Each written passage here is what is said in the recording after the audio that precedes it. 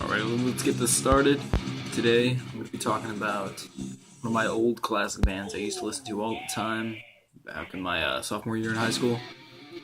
No, it was my freshman year. As Blood Runs Black. I miss them.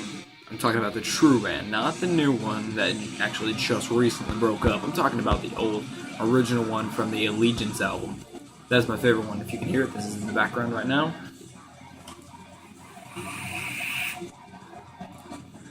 That is a band I missed. I'm not sure why, but I know plenty of member changes have gone through since then. I know at least 3 to 4 different screamer changes. I believe the only member that stayed all the way through was the bass player and the drummer. As talented as they both are, especially that drummer, my god. He's intense. My god. I do have to say I missed that original band. I can't find anything like this album. It's truly a classic, revolutionary album. I don't know. I miss that album.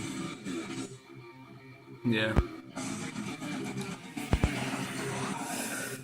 One thing I think I miss the most is the elaborate and polyrhythmic guitar parts. I would have to say a lead bass player. I'm talking about a real bass player who knows what he's doing. He could actually go off on a different style than just the plain guitars and really complement them very well as just backing them up in the same way and just complimenting them in the same manner.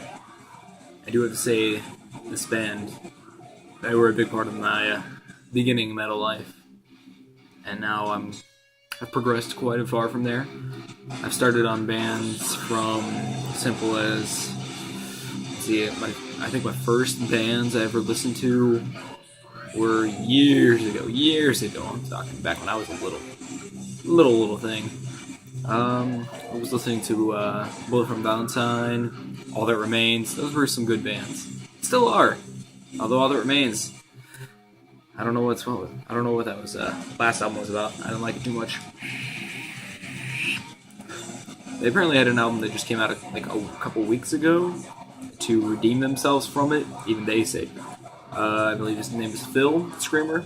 Said he didn't even like the album himself, and I actually appreciated how brutally honest it was. But yeah. And then just years have gone by. I met a couple friends along the way. Recommended some bands. This is one of my bands that was recommended to me. I do have to say, I took off from there. Nothing has been the same since then. I can't get over this album. Let's see, what would I guess I have to choose a favorite song to really go in depth. Ooh, that's a tough one. I guess I have to say In Dying Days, maybe? Or A Beautiful Mistake. Those are some beautiful songs. I miss that band.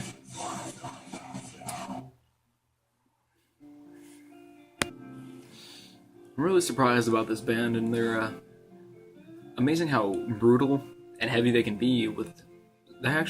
They surprise me because a lot of bands rely on some low tunings for their guitar. As a guitar player myself, I actually know a little bit about this. So going down to some drop A tunings, that's talking about like 7-string and drop B and stuff like that. That's some low tunings that they go to, and that's how they rely on their heaviness. But this band is staying quite up there with the drop C tuning, and they really surprised me how heavy they can make that sound, which it shows how actual talented they are. A lot of bands rely on heavy tunings, low tunings, just to be heavy, and you don't need that. Just show your actual skill. I'm not saying just because you have low tuning, you don't have skill. I listen to plenty of bands that rely on low tunings, such as Whitechapel here.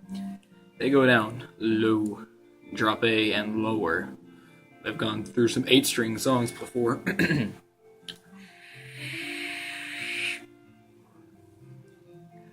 But I don't know how they do it, and then there's such clean parts they can make and just be beautiful.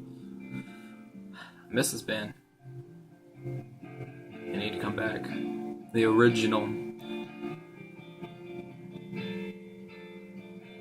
Well, that's all for this topic.